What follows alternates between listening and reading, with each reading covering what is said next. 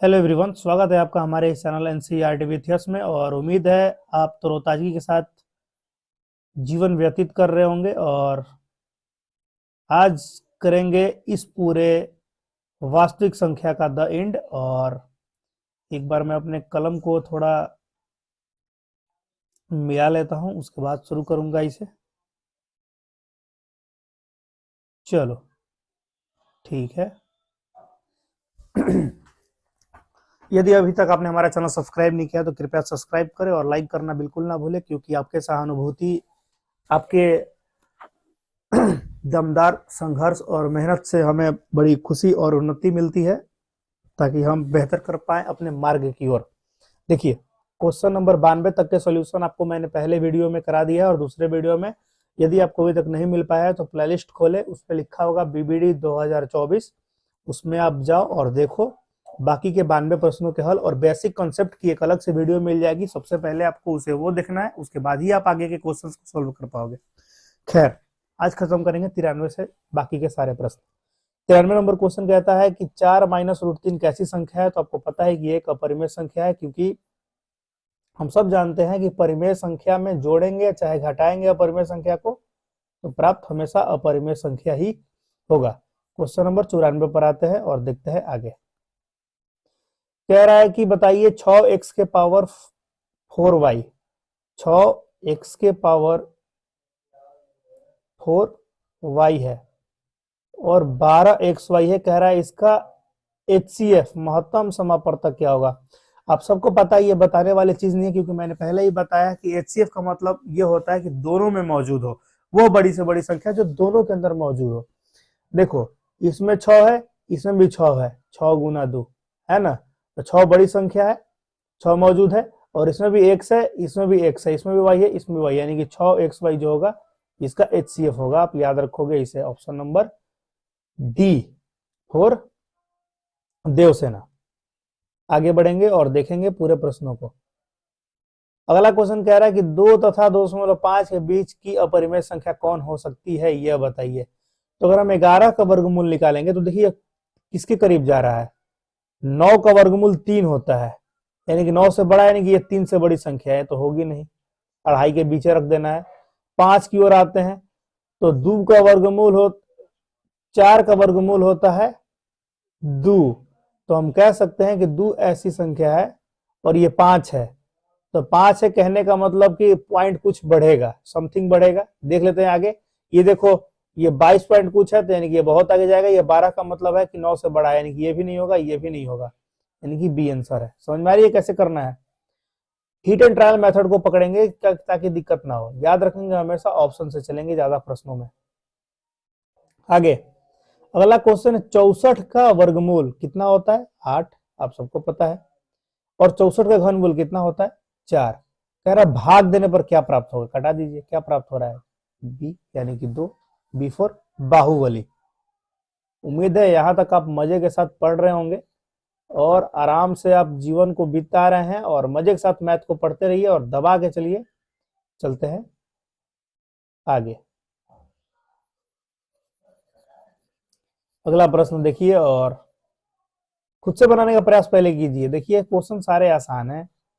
एक बार यदि आपने मेरा बेसिक वाला देखा है और पहले के सारे अगर आपने वीडियो देखे हुए हैं, तो ये आपको बहुत आसान लगेगा और इसमें ट्रिक की कोई आवश्यकता नहीं है मुझे लगता है, क्योंकि ये तो मुंह से बन जा रहा है यार।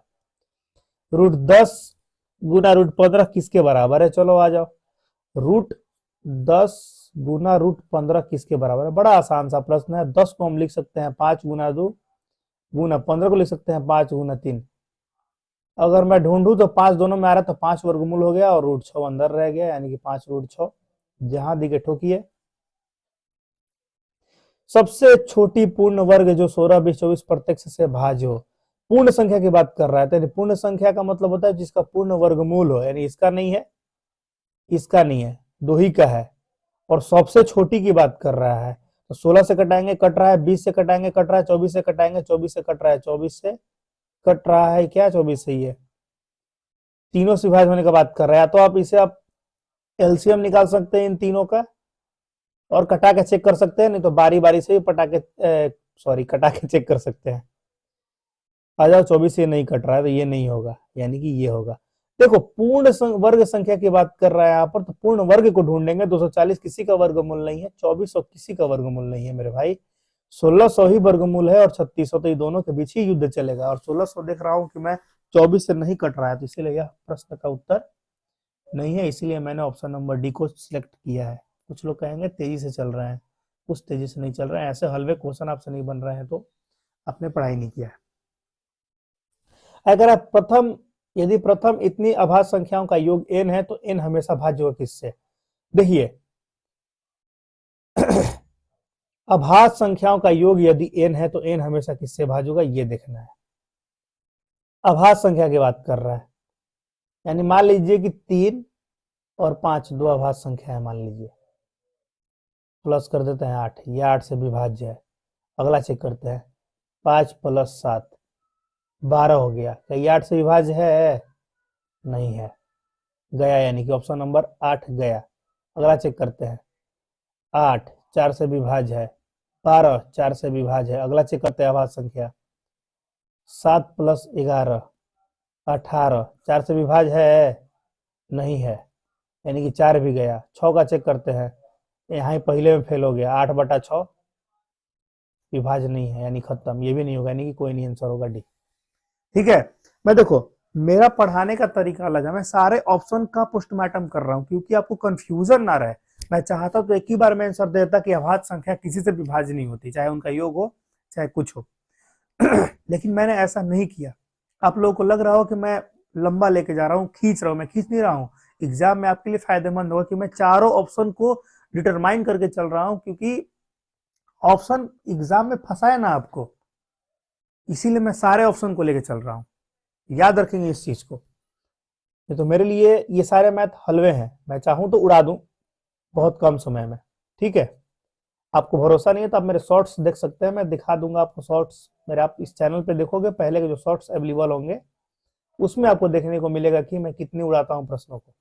लेकिन मैं उड़ा नहीं रहा, क्यों? क्योंकि मुझे पता है मेरे भाई आप नए हैं, मैं नया नहीं हूं, आप नए हैं, इसलिए ध्यान से आप समझिए और आराम से पढ़ते चलिए, कोई दिक्कत वाली बात नहीं है। रेकरिंग वाले सारे प्रश्न मैंने आपको कराया है, इसमें कोई बात नहीं है। फिर से देख लीजिए अगर आपको समझ में नहीं आया। ऐसा क्वेश्चन है, जब भी ऐसे क्वेश्चन को P/Q के रूप में लिखने की बात आ जाए तो कुछ नहीं किया जाता है, सबको लिखिए और जितना फालतू यहाँ दिया हुआ है, ये जिस पर रेकरिंग नहीं है उस फालतू को यहाँ घटाइए और बटा में जितना पर रेकरिंग है उतना 9 लगाइए। यही चीज तो मैं कह रहा हूं कब से। घटाइए, 0 2 23 बटा 99, 23 20 बटा 99, यानी option number A is right. अगला चलेंगे, हलवा क्वेश्चन, जितना पे रेकरिंग रहता है उतना पे 9 लगाते हैं और आंसर करते हैं। 2 पे रेकरिंग है, 2 पे 9 लगाया, खत्म किया। आगे चलेंगे, कह रहा है दो संख्याओं का लघुत्तम समापवर्तक उसके महत्तम समापवर्तक का 14 गुना है। लघुत्तम समापवर्तक एलसीएम तथा महत्तम समापवर्तक का जोड़ 600 है। यदि एक संख्या 280 है तो दूसरी संख्या बताइए क्या है। निहारा याद दिला दिया। आ जाइए उड़ाते हैं, क्या कर पाए इसमें। दो संख्याओं का लघुत्तम समापवर्तक महत्तम समापवर्तक का 14 गुना है तथा उनका योग जो है वो दिया हुआ है।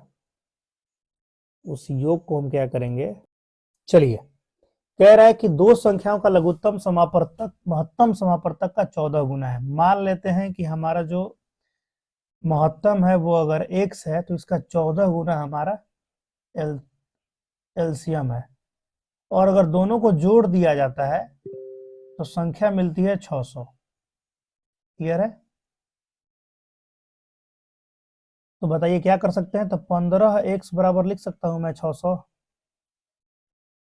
तो ये लिख दिया 40 बार में। x का वैल्यू कितना आ गया, 40। अगर यहाँ पर हमारा HCF 40 है, क्योंकि हमने x को क्या माना है, HCF, ये कितना हो जाएगा, तो ये हो जाएगा आपका 40, इसमें गुना कर दीजिए, 1456 560 हो जाएगा एलसीएम।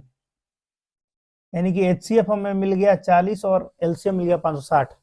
तो आपको पता है एक फॉर्मूला आपने पढ़ा होगा बचपन के दिनों में, एलसीएम गुना HCF बराबर पहली संख्या गुने दूसरी संख्या। तो 560 एलसीएम आ गया, एचसीएफ है 40, तो पहली संख्या दी हुई है 280, तो बताना है दूसरी संख्या क्या होगी।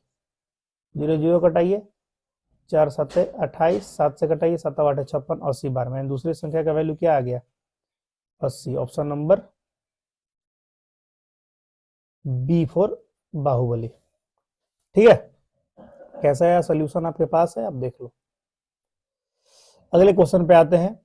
x का पावर n प्लस 1 का एक गुणज x प्लस 1 है, तो n निश्चित रूप से क्या है, n निश्चित रूप से एक विषम पूर्णांक है।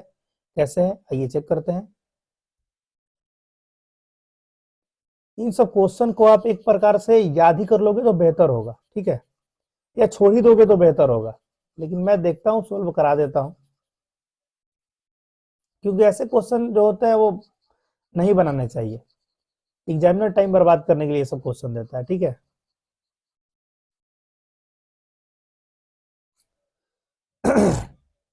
x का पावर जो है वो x का पावर n प्लस 1 है, और इसका यह गुणज है x प्लस 1, तो n क्या हो सकता है बताना है। बार बार रख के n का मान चेक करना होगा। n की जगह पे 1 रखिए, n का पावर 1 रखते हैं, n बराबर 1 रखते हैं, तो 1 प्लस 1 x प्लस 1, यानी x प्लस 1 और x प्लस 1 आ गया।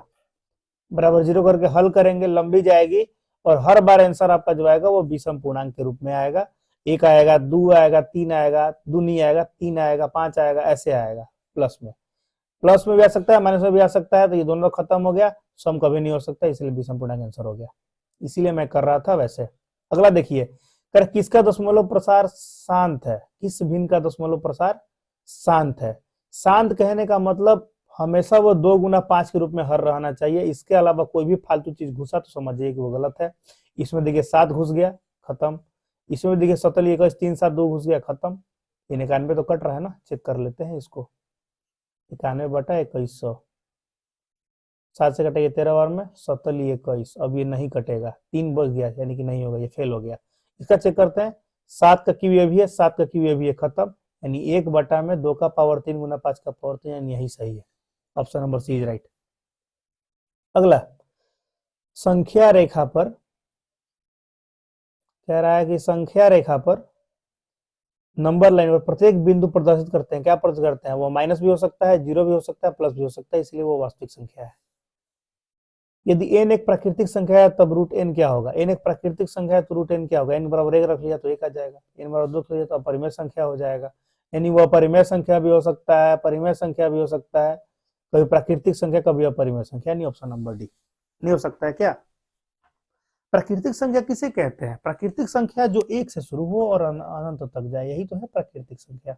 पूर्ण संख्या क्या है, जो 0 से शुरू हो और अनंत तक जाए, यही चीज है। तो 106 तक हमने प्रश्नों को हल कर दिया। यदि आपको मजा आया है तो आप लाइक करते रहो दबा के। बढ़ते हैं आगे। अब देखो मैं वर्ड से करूंगा, है ना, ज्यादा सोल्व नहीं करूंगा, अब मैं वर्ड से करना प्रयास करूंगा। अगला क्वेश्चन देखिए, निम्नलिखित में कौन सा कथन सत्य है। 2 अपरिमेय संख्या का गुणनफल हमेशा अपरिमेय संख्या होता है। बिल्कुल गलत है।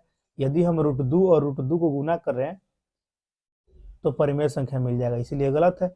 एक परिमेय व एक अपरिमेय संख्या गुणनफल हमेशा अपरिमेय संख्या होता है। मान लीजिए 2 और √2 का गुना कर दिया तो 2 √2 आ जाएगा। यदि हमने कर दिया यहां पर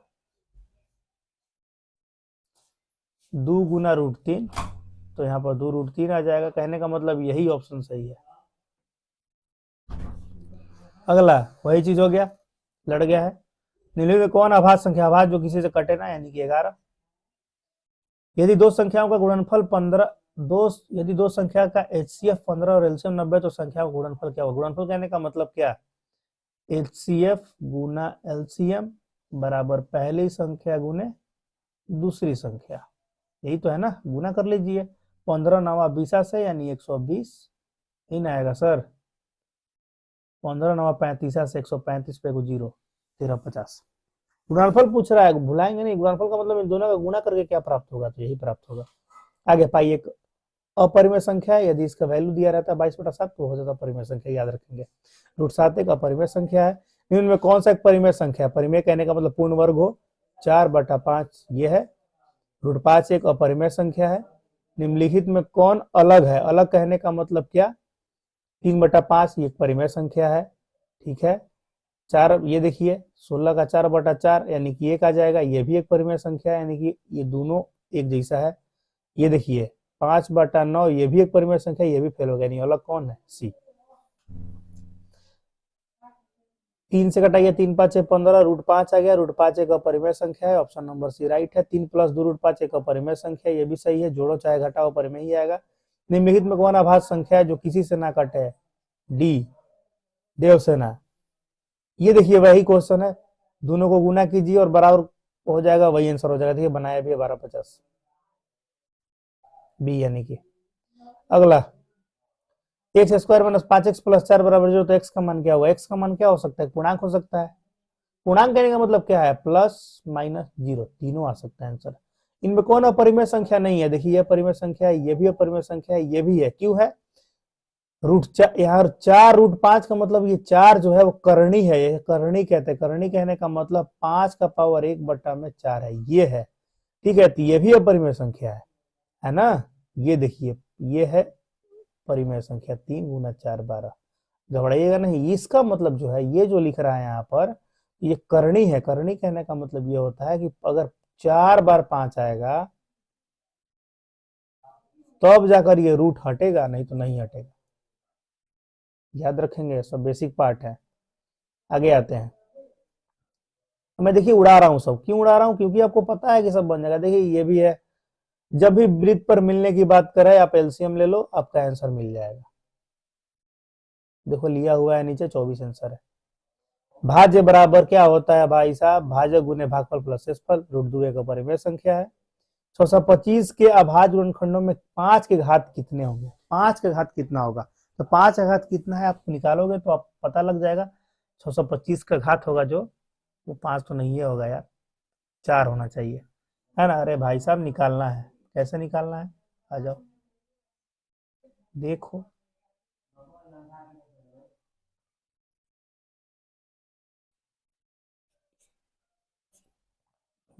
दूसरे तो कटेगा नहीं, 5 से कटेगा 125 बार में, 5 से कटेगा 25 बार में, और 5 से कटेगा 5 बार में। नहीं 1 2 3 4, 5 का घात 4, घात कितने? 4।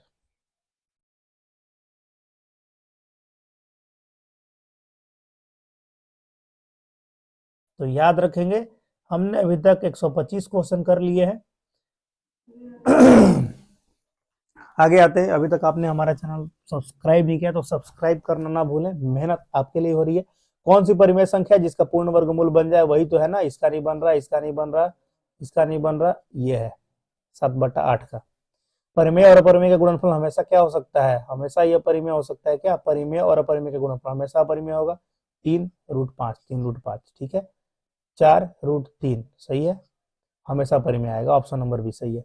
कि देखिए इसका भी एलसीएम निकालना है, आप निकाल लोगे।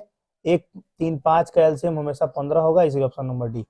इसका तो क्या करना है, इसे मान लो आप ए, इसे मान लो आप बी, इसे मान लो ए, इसे मान लो बी।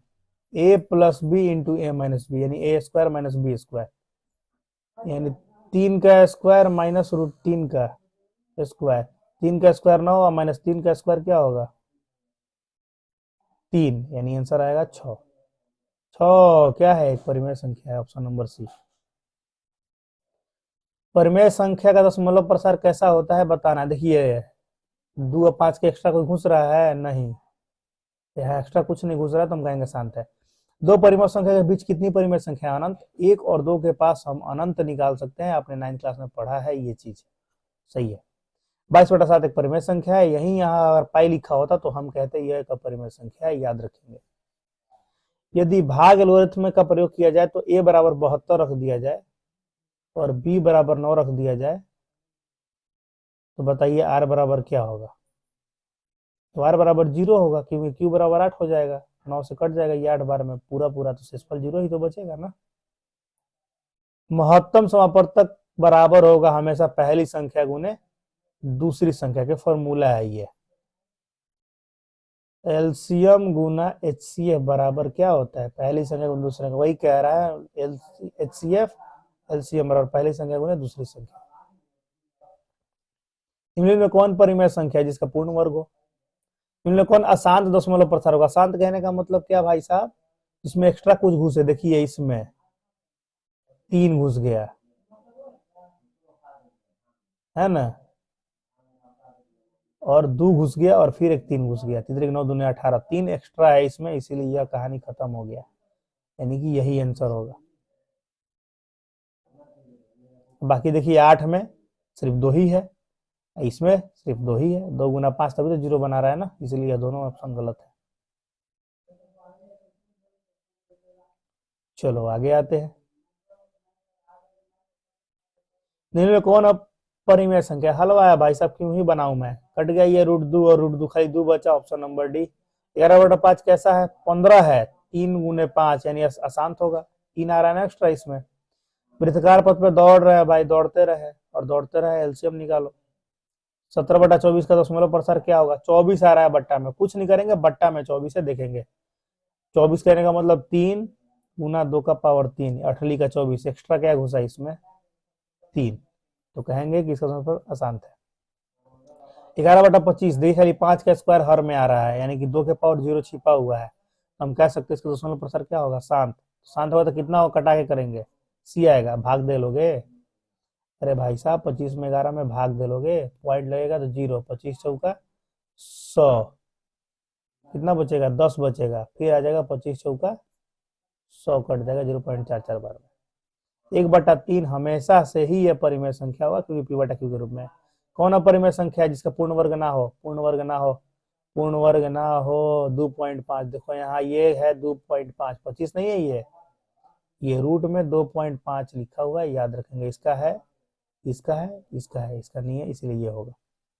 कौन परिमेय संख्या है? देखिए √2 और √2 कैंसिल, यही होगा आंसर। 2 या 2 से अधिक अभाज्य संख्याओं का मौसा क्या होता है? 2 या 2 से अधिक अभाज्य संख्या, मान लो अभाज्य संख्या 2 से अधिक ले लिया, का मौसा क्या हो सकता है? मौसा हमेशा इसका क्या होगा? 1।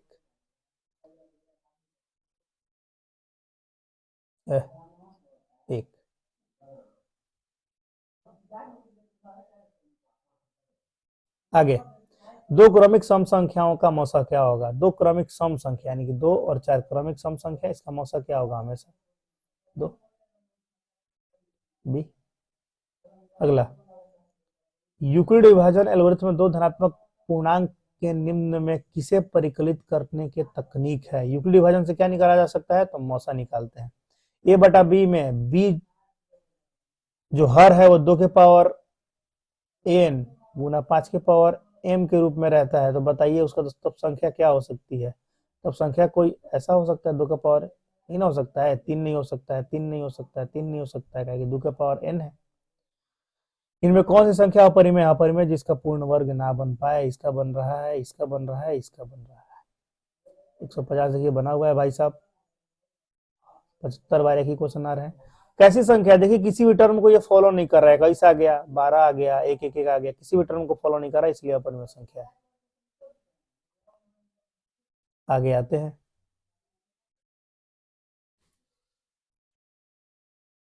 और देखते हैं क्वेश्चंस को और एंड करते हैं इसका।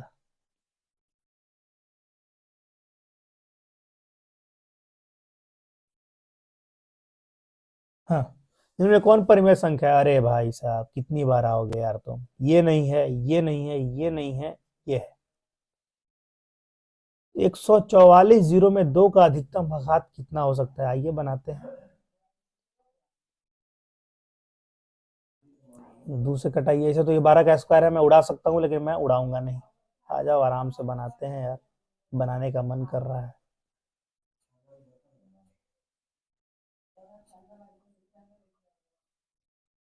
दो ही का घात पूछ रहा है तो पूरा नहीं बनाएंगे हम इसे, याद रखेंगे। यहाँ से 2 खत्म हो गया, 1 2 3 4 5, 2 के घात कितने हैं? सी 5। कैसी संख्या है? 3√3 एक अपरिमेय संख्या है। वास्तविक रूप संख्या मूल रूप से कितने प्रकार की होती है? या तो वो परिमेय हो सकती है या अपरिमेय हो सकती है, यानी कि 2। ये कैसी संख्या है? अपरिमेय संख्या है। ये कैसी संख्या है? ये भी एक अपरिमेय संख्या है। √4 एक कैसी संख्या है? 4 का वर्गमूल होता है 2, इसलिए एक परिमेय संख्या है। √8 इसका कोई वर्गमूल नहीं होता है, इसलिए एक अपरिमेय संख्या है। 1/√2 एक अपरिमेय संख्या क्योंकि इसका पूर्ण वर्गमूल नहीं होता है। तो उम्मीद है पूरा सेशन आपको बहुत मजेदार तरीके से पसंद आया होगा। अगर मजा आया है तो हमें सब्सक्राइब कीजिए एनसीईआरटी भी इतिहास के साथ, और मजे के साथ पढ़ते रहिए। सारे सब्जेक्ट का हम कवर करेंगे आपको मात्र एग्जाम से कुछ दिनों के पहले, और मैथ का निरंतर क्लास आती रहेगी और मजे के साथ हम लोग पढ़ते रहेंगे। वास्तविक संख्या इसी के साथ पूरी तरीके से खत्म हुई। बहुपद कल शुरू करेंगे, कल होगी कंसेप्ट क्लास, और उसके साथ धीरे धीरे हम लोग करते रहेंगे। आज दीजिए हमको इजाजत। धन्यवाद। जय हिंद, जय भारत।